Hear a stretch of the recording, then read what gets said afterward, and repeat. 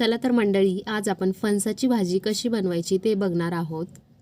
इथे मी छोट्या आकाराचं फणस घेतलेला आहे। इथे मी फणस अशा प्रकारे कट करून घेतलेला आहे आणि फणस कट केल्यानंतर असाच त्याचा कलर दिसतो। याच्यात आपल्याला हळद मीठ टाकून हे फणस छान वाफळून घ्यायचे आहेत।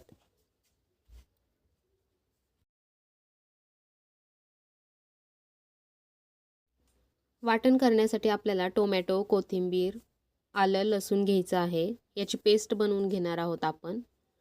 आणि कांदा आपल्याला असा कट करून टाकायचा आहे। तर इथे मी अशी पेस्ट करून घेतलेली आहे आणि फणसही आपले शिजलेले आहेत। तर यांना काढून घेऊया।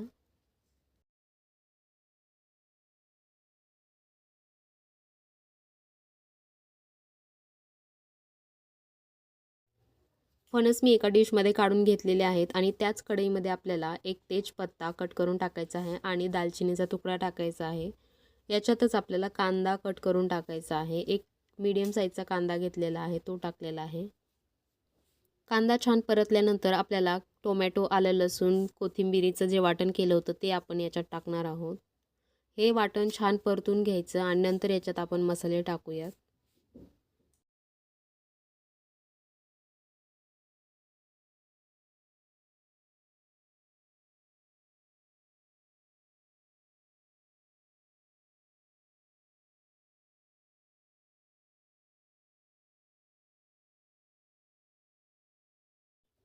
वाटण चांगलं परतलेलं आहे। आता आपल्याला याच्यात मसाले टाकायचे आहेत। हळदी पावडर, धना पावडर आणि घरचा मसाला टाकणार आहोत। याच्या व्यतिरिक्त काहीच टाकलेलं नाहीये।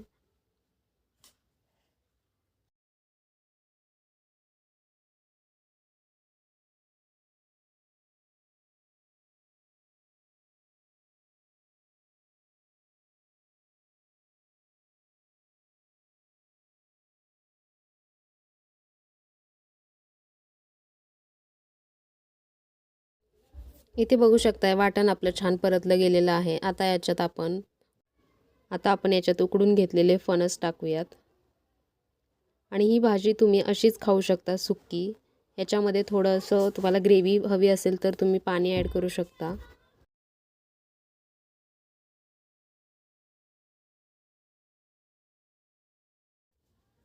चवीनुसार मीठ टाकून घ्यायचं आहे भाजीत।